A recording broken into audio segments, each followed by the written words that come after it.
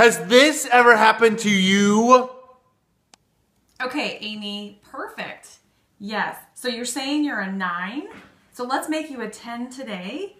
I'd like to get some information from you and get you signed up and get you started. How does that sound? Oh, what? Oh, okay. You need to talk to your husband. Has this ever happened to you? The old nail in the coffin? I need to talk to my husband? Well, guess what? We know what that means. One of 3 things. 1, hey, I'm too much of a sissy to tell you that I don't want to do this.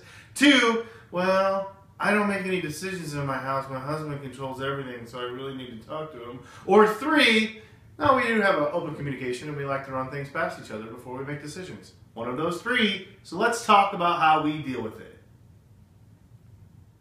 Okay, my beautiful princess, this is Miss Lori Conway here. Something we hear all the time. I need to talk to my husband. I need to talk to my husband, which we know most of the time means... It's just an excuse. That's right. It's an excuse. It's a brush off. Something else is going on. So they either are too much of a sissy to tell you what's up, or there's a fear involved or something. So when somebody says to you, I need to talk to your husband, I need to talk to my husband, what do? How do you handle it? You know, I just bring back to my story in the night that I signed up, because as a stay-at-home mom of 4, I was not providing any income to our family. And so a $100 commitment or a decision was a big one. For us, is a lot of money. And, you know, Quentin and I were that option number 3 that he just talked about. We did consult one another because it was our decision together. I knew that night that if I would have gone home and talked to him, he would have said, what in the world are you thinking? No. I would have been like, no. I would have been like, no. Absolutely not. Because we guys are so, we're such a pain in the butt because we don't see opportunities that our lovely wives, and we're tired, we're exhausted, we're already out there humping out the grind, man. We're just working our butts off, and we just don't see it, and we don't have time for it, and it's just another something that's interrupting our lives. Yeah. So we are the worst. So if I would have gone home and talked to him, I would have never signed up. I would have said no. It would have, you know, what do they say?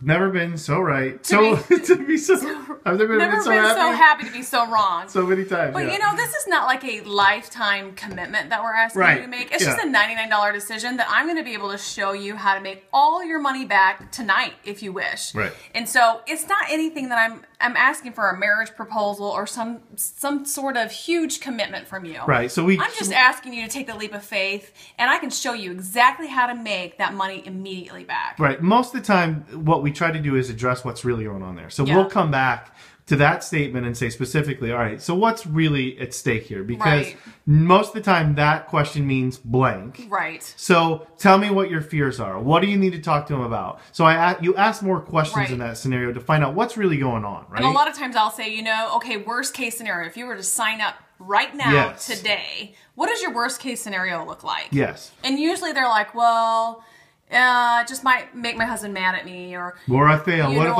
I fail? Or my pride gets hurt. Yeah. And I say, okay, I can deal with all those because I've been in every one of those situations. But what if, let's take it on the best case scenario. What happens if you get into this? What's your best case scenario look like? And I let them kind of paint that picture. And a lot of times they come back and they say, well, I'd be successful. And I would say, okay, from making your husband mad to hurting your pride to failure to best case scenario being success. There's a wide gap in there. And if you don't take that leap, you're never going to know. You're never going to know where you could be. And so let me help you with all the worst case scenario ideas in your mind and help get them out. Let you borrow some of my belief in this business, my belief in this product, my belief in this opportunity. And I will let you borrow that because I have plenty, and I can show you how to make a huge impact. Right. Huge, maybe not even a huge, just your money back on the kit. So and some nail and hair money. Yeah, so let's stop being afraid. Let's stop being fearful. This is not some huge commitment. That's right. But I'm going to let you borrow my success. I'm going to let you borrow my excitement. Belief and my belief. excitement. Trust me. Let's take a leap of faith and get this going. Absolutely.